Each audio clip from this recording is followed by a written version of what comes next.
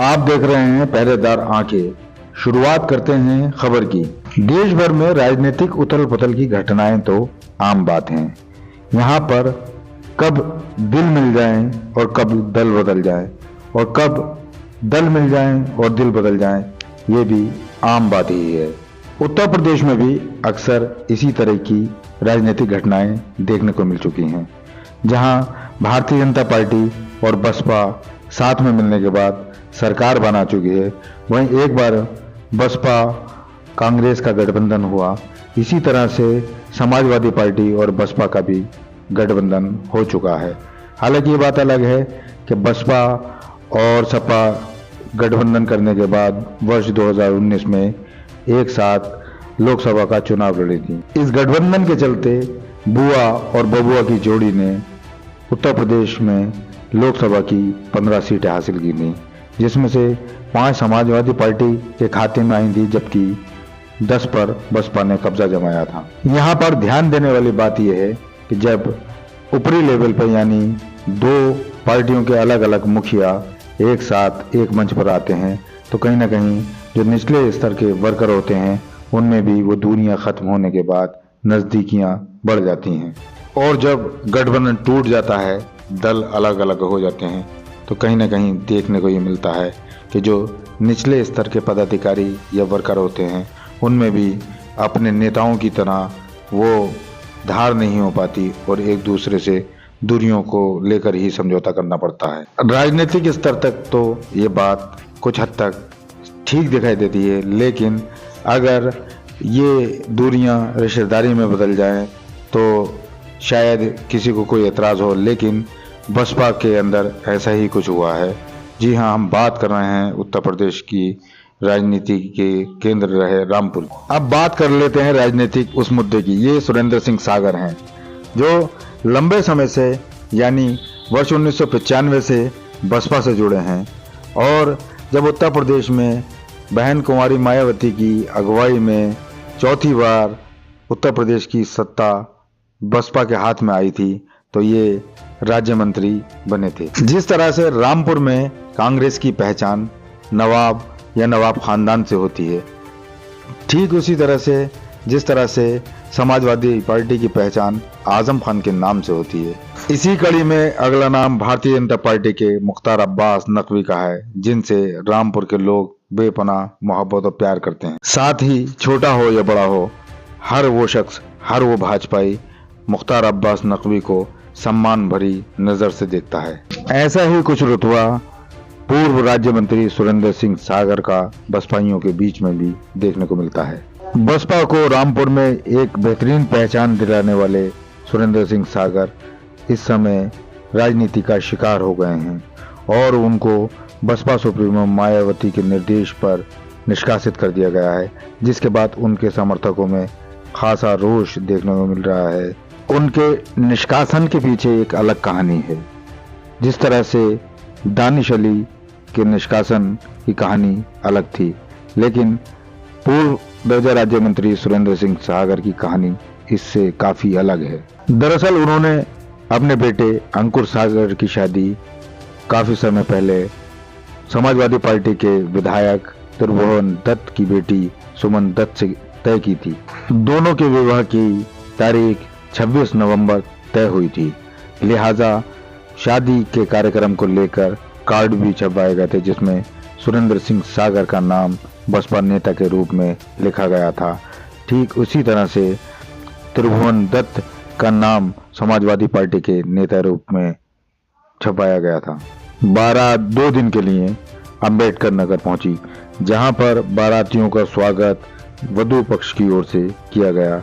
लिहाजा समाजवादी पार्टी के नेता एवं विधायक त्रिभुवन दत्त और बसपा नेता सुरेंद्र सिंह सागर आपस में घुल मिल गए। अब कायदे की बात तो ये थी कि बसपा सुप्रीमो मायावती को इस शादी में शामिल होना चाहिए था, या कोई और पूर्व मंत्री इस शादी में जरूर शिरकत करता तो बेहतर होता। मगर सपा सुप्रीमो अखिलेश यादव अपने नेता की बेटी की शादी में शामिल हुए और बड़े होने के नाते वर और वधू को आशीर्वाद भी दिया, जहां उन्होंने खुलूसियत के साथ बारातियों से मुलाकात की।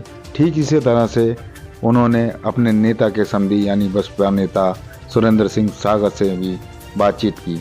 बारात विदा होकर रामपुर चली आई। यहाँ पर भी कई तरह के कार्यक्रमों का आयोजन किया गया, लेकिन चंद रोज के बाद बसपा नेता सुरेंद्र सिंह सागर के निष्कासन की खबर आई। पार्टी कार्यालय से जारी निष्कासन पत्र में कहा गया कि सुरेंद्र सिंह सागर पार्टी गतिविधियों में शामिल थे, लिहाजा उन्हें निष्कासित कर दिया गया है। निष्कासन को लेकर लिखे गए पत्र की जो भाषा है उससे यहाँ पर अचरज पैदा हो गया है। बसपाई ये सोचने पर मजबूर हैं कि सुरेंद्र सिंह सागर की ओर से किस तरीके की अनुशासनहीनता की गई है।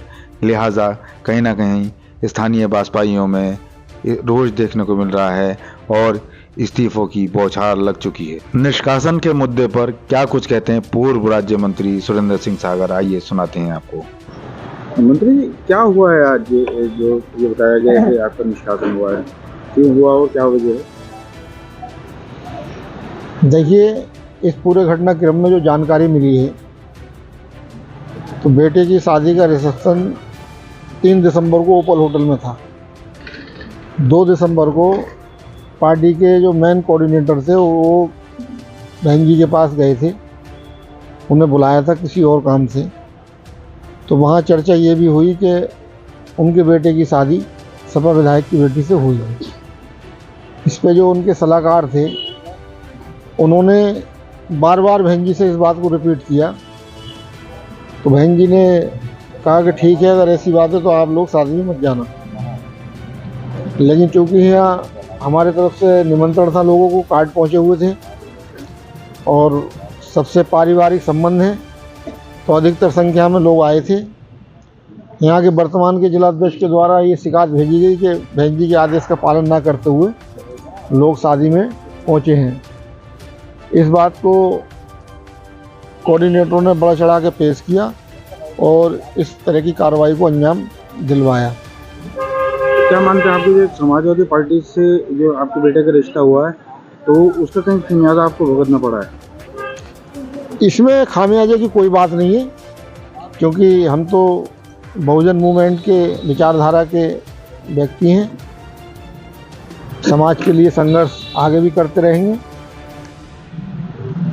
अरे, जब आपको ये पता चला कि आपका निष्कासन हुआ तो कैसा महसूस हुआ आपको, क्या लगा आपको?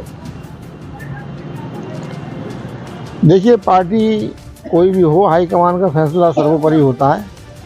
उसमें फैसले में कुछ चीज़ें गलत भी होती हैं, कुछ सही भी होती हैं, तो उसकी आलोचना जैसे जैसे पूरे ज़िले में, पूरे प्रदेश में लोगों को जानकारी मिली है, तो मैं सोचता हूँ ज़्यादातर पार्टी के इस निर्णय की आलोचना लोगों ने की है कि इस तरह का फैसला नहीं होना चाहिए।